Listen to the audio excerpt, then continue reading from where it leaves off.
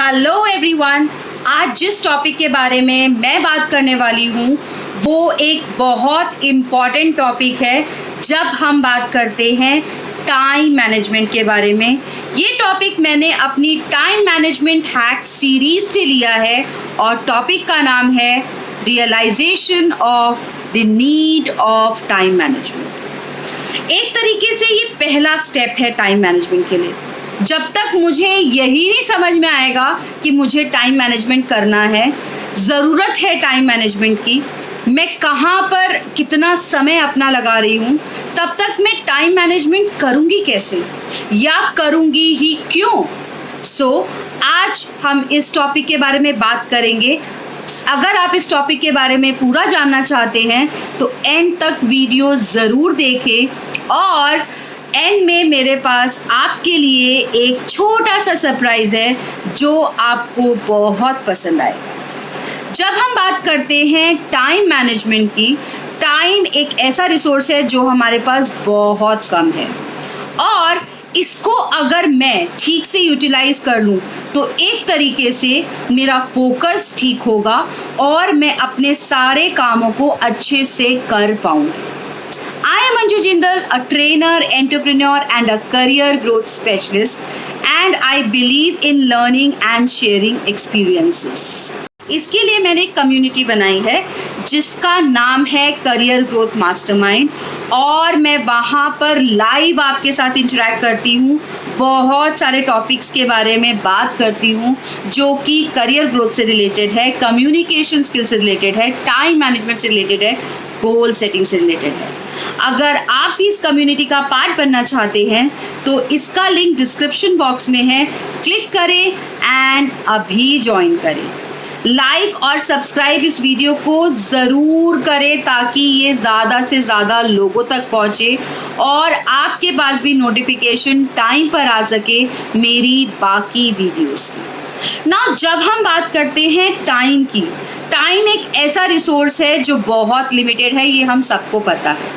But अगर मुझे time manage करना है तो पहले मुझे ये देखना पड़ेगा मैं कहाँ पर अपना टाइम लगा रही हूँ, कितना टाइम कौन से टास्क को दे रही हूँ। और इसके लिए आज ही मैं आपके साथ एक एक्टिविटी शेयर करने वाली हूँ। आपको कुछ नहीं करना, सिंपली एक पेन और पेपर लीजिए, उस पे 3 से 4 कॉलम बनाइए। पहले कॉलम में लिखिए स्टार्टिंग एंड एंडिंग टाइम, दूसरे कॉलम में एक्टिविटी लिखिए, तीसरे कॉलम में टोटल टाइम स्पेंड लिखिए और चौथे कॉलम में आप रिमार्क लिख सकते हैं। और फिर जो आपका एवरेज डेली रूटीन होता है, जनरली जो आप फॉलो करते हैं, उसके हिसाब से इस पूरे टेबल को फिल कर दीजिए। मान लीजिए आप 8 बजे उठते हैं और 9 बजे तक अपने मॉर्निंग रिचुअल्स करते हैं तो आप 8 to 9 टाइम डालेंगे सबसे पहले कॉलम में। उसके बाद एक्टिविटी लिखेंगे, डे टू डे एक्टिविटीज़, और टोटल टाइम स्पेंड में 1 आवर आ जाएगा।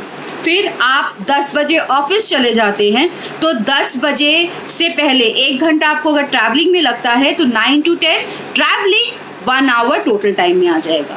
10 o'clock अगर आप ऑफिस पहुंच जाते हैं तो 10 to 6 ऑफिस और टोटल आवर्स स्पेंड 8 आवर्स। ऐसे करके आप पूरा अपना टेबल फिल कर लेंगे कुछ इस तरह। यहाँ पर देखिए पहले कॉलम में है time, starting and ending time, फिर एक्टिविटी और फिर टोटल टाइम स्पेंड, और एक मैंने जनरली किसी का भी एग्जाम्पल बेस्ड पूरे दिन का स्लॉटिंग यहाँ पर डाल दिया है। अब ये पूरा एक मेरा डेली शेड्यूल जैसा दिख रहा है जिसमें मैंने सब कुछ लिखा है जो मैं पूरे दिन में करती हूँ। यहाँ पर आप देखें अगर तो 4 से 5 ही काम है जनरली जो मैं डालूंगी। मुझे हर छोटे छोटे काम को नहीं डालना है, सारे कामों को मैं 4 से 5 कैटेगरी में डाल दूंगी। जैसे एक हो सकता है डे टू डे एक्टिविटी, दूसरा हो सकता है ग्रोथ रिलेटेड, लर्निंग रिलेटेड, तीसरा हो सकता है फैमिली टाइम। ऐसे करके 3 से 4 कॉलम, 3 से 4 एक्टिविटीज में डालूंगी। इसमें हॉबीज और हेल्थ के लिए जरूर आप स्पेस रखिएगा। जब हम इस टेबल में सब चीजें डाल चुके हैं, अब मुझे ये देखना है कि मैंने कितना % टाइम कौन सी एक्टिविटी को पूरे दिन में दिया। तो इसके लिए बेस्ट तरीका है कि मैं एक पाई चार्ट बनाऊं। Pie chart is generally a circle जो कि पूरा टोटल 100% टाइम के लिए होगा, और फिर उसमें से मैं परसेंटेज निकालूंगी कितना मैंने किस एक्टिविटी को दिया। कुछ कुछ इस तरह। अब देखिए, जो मैंने ऊपर एग्जाम्पल लिया था उसमें से 34%, क्योंकि मैंने 7 to 8 आवर्स स्लीपिंग में डाला था, which is sleeping time. Then 8% which is 2 hours travelling में है। 11% जो कि 3 घंटे थे वो डेली रूटीन टास्क के लिए हैं। 4% जो कि 1 घंटा है वो हॉबी के लिए है। और फिर 33% जो कि अगेन 8 आवर्स के आसपास है वो ऑफिस के लिए है। टोटल करने के बाद भी ये सिर्फ 22 आवर्स बनता है। 2 घंटे which is 8% of the time I am still left with, जो कि मैंने नहीं दिखाया अपने पूरे स्लॉटिंग में। Now when I see this, one thing is very clear. First, मुझे टोटल टाइम का अपना यूटिलाइजेशन नहीं पता। दूसरा, जो मैंने वेग आइडिया से ये पूरा पाई चार्ट बनाया है, इसमें अगर मैं 8 आवर्स ऑफिस में लिख रही हूँ तो 8 के 8 आवर्स तो मैं ऑफिस में नहीं बिता रही हूँ अपनी ग्रोथ और अपनी लर्निंग के लिए। ना ही मैं अगर लिख रही हूँ कि 3 आवर्स डेली रूटीन टास्क में है तो वो सारे डेली रूटीन टास्क में लिखे हैं। उसमें मैं काफी सारा टाइम सिर्फ इधर उधर घूमने में, दूसरों के साथ बातें करने में, व्हाट्सएप पे, सोशल मीडिया पे भी स्पेंड करती हूँ। This time is also going to be into wastage of time, like the left time. तो अभी हम एक जनरल रूटीन बना रहे हैं, बट आपको यहाँ पर ये भी ध्यान से देखना पड़ेगा कहाँ पर आप कितना टाइम एक्चुअली स्पेंड कर रहे हैं। इस पाई चार्ट से आपको अपने टाइम का प्रॉपर यूटिलाइजेशन दिखाई दे रहा है। आप कहाँ पर क्या यूटिलाइजेशन कर रहे हैं, कौन सी एक्टिविटी पे कितना टाइम बिता रहे हैं। Now this is what you are doing. अब अगर मुझे एक्चुअली जानना है कि हम कितना करना चाहिए हमको, तो उसके लिए मैं अभी एक और पाई चार्ट आपको दिखाऊंगी। Before I should share the actual time utilization which we should be doing, let me just share an example with you. एक सर्वे हुआ जिसमें अलग अलग डोमेन से लोग थे, अलग अलग एज ग्रुप के लोग थे, जिसमें स्टूडेंट्स थी, हाउसवाइफ थे, जिसमें वर्किंग पीपल थे, जॉब वाले लोग थे, बिजनेस वाले लोग थे।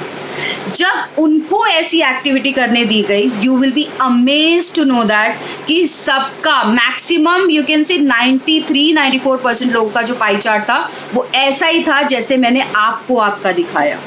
नाउ आप जब ये वीडियो देखेंगे ना, आप साथ में प्लीज ये एक्टिविटी करेंगे ताकि आपको पता लगे what you actually are doing. जब आप ये करोगे तब आपको एक्चुअल रियलाइजेशन होगा टाइम मैनेजमेंट की जरूरत का, और तभी आप एक्चुअल टाइम मैनेजमेंट शुरू करोगे। क्योंकि जब तक मुझे पता नहीं लगेगा कि मुझे करने की जरूरत है, मैं करूंगी ही क्यों। और जो 7% लोग बचे ना, उसमें से उनका थोड़ा सा पाई चार्ट डिफरेंट था। वो कुछ ऐसा था जो मैं अभी आपको दिखाने वाली हूँ, क्योंकि वो एफिशिएंट लोग थे, सक्सेसफुल लोग थे, और वो अपने टाइम की इम्पोर्टेंस को समझते थे, टाइम को यूटिलाइज अच्छे से करते थे। So let us see the example of how the actual pie chart should look like of a person जो ग्रोथ की तरफ जाना चाहता है, जो टाइम को अच्छे से यूटिलाइज करना चाहता है, जो सक्सेस चाहता है। Now this is an example of an efficient time utilization. All together, पहली बात तो ये देखिए कितना क्लियर है। दूसरा, सिर्फ 4 से 5 एक्टिविटी है, और ये मैंने ऊपर वाले एग्जाम्पल के बेसिस पे ही लिया है, बट थोड़ा सा मॉडिफिकेशन कैसे उस इंसान को करना चाहिए ताकि उसको हम बेटर यूटिलाइजेशन कर सके, वो मैंने इसमें दिखाया है। Yes, 6 to 8 hours for sleeping is very important, तो वो मैंने नहीं चेंज किया। मैंने मैक्सिमम टाइम लिया है 8 आवर्स स्लीपिंग का, इससे ज्यादा हमको नहीं सोना चाहिए, और 6 आवर्स से कम हमको नहीं सोना चाहिए। वो हेल्थ के लिए दोनों ही चीजें बेकार हैं। तो स्लीपिंग के लिए मैंने 34% टाइम लिया है। फिर अगर आप देखो डेली रूटीन के लिए मैंने 17%, अप्रोक्सीमेटली 3.5 आवर्स मैंने लिए हैं, जो एक जनरली हमको चाहिए डेली रूटीन के काम करने के लिए, खाना बनाने के लिए, खाना खाने के लिए, everything what we are doing उसके लिए। फिर जो 3 बीच के येलो, ग्रे और ऑरेंज वाला जगह है, that is what your actual growth time is. ये हमको बहुत अच्छे से यूज करना है। मैंने आपको इसमें ये दिखाया है कि 2 आवर्स मिनिमम अप्रोक्सीमेटली आपको हॉबी और हेल्थ के लिए देना चाहिए, जिससे कि आपका माइंड डिटॉक्सिफाई हो, आपको मेंटल और फिजिकल हेल्थ अपनी बेटर रखने में मदद मिले। फिर बाकी जो ऑफिस आवर जो हमने 8 आवर्स कैलकुलेट किए, उसमें से कम 2 आवर्स मुझे अपनी लर्निंग में स्पेंड करने चाहिए। लर्निंग मतलब हमें हर रोज कुछ नई चीज सीखनी चाहिए, क्योंकि अगर हम सीखते नहीं है तो हमारी ग्रोथ रुक जाती है। तो अगर आपको अपनी ग्रोथ चाहिए तो लर्निंग पे टाइम स्पेंड करना है। तो टोटल 8 आवर्स जो आप ऑफिस में स्पेंड करते हो, कहीं पे भी स्पेंड करते हो, बिजनेस में स्पेंड करते हो, उसको इस तरीके से डिवाइड करो कि 5 से 6 घंटे या 4 से 6 घंटे आप ग्रोथ रिलेटेड टास्क में डालो और 2 घंटे आप लर्निंग के लिए डालो। अगर आप ऐसा करोगे तो साथ ही में आपकी ग्रोथ भी हो रही है, आप सीख भी रहे हो और आपके काम भी पूरे हो रहे हैं। बट लर्निंग वाला टाइम और ग्रोथ वाले टाइम में you have to make sure that you are not utilising that time in other things like talking to people, social media etcetera. अब इस पूरे पाई चार्ट पे भी मैंने 2 आवर्स लेफ्ट आउट रखे हैं, जो आप उन कामों के लिए दे सकते हो जो इजी टास्क हैं या जो आपको लगता है कि मुझे फ्री टाइम में करने चाहिए, लाइक वॉचिंग टीवी और ऑन सोशल मीडिया और any other place. That is up to you. If you want to do it, that you can do it in these 2 hours. So आप देखो, अगर मैं कोशिश करूं तो सिर्फ 8 घंटे से 10 घंटे अगर मैं अपने पूरे दिन के ठीक से यूटिलाइज करती हूँ तो भी मेरे लिए बहुत है। रेस्ट काम मेरे वैसे के वैसे ही हो सकते हैं। यू हैव सीन जिस एग्जाम्पल को हमने लिया था उसके हिसाब से पाई चार्ट कैसा था और कैसा लगना चाहिए।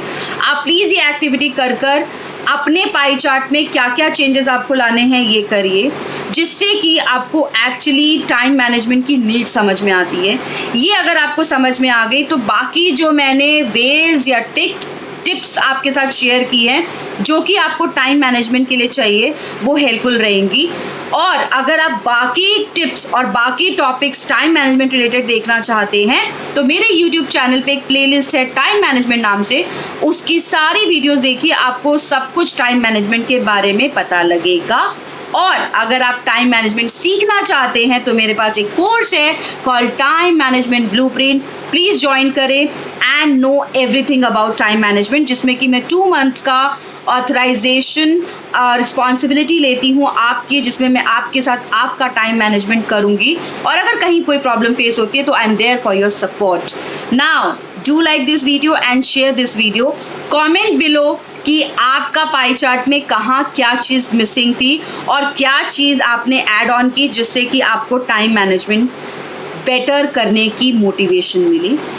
Please also comment with what 2 activities, 2 hobbies or health related things you will be putting in your day-to-day activities, जिससे कि आपके मेंटल और फिजिकल हेल्थ में ग्रोथ होगी। लाइक और शेयर करना ना भूलें इस वीडियो को, और YouTube ज़रूर सब्सक्राइब करें। Thank you, have a nice day guys. Please ये एक्टिविटी साथ में करिएगा, तभी आपको टाइम मैनेजमेंट की नीड समझ में आएगी और आप अपना टाइम मैनेजमेंट करने की स्टार्टिंग करें।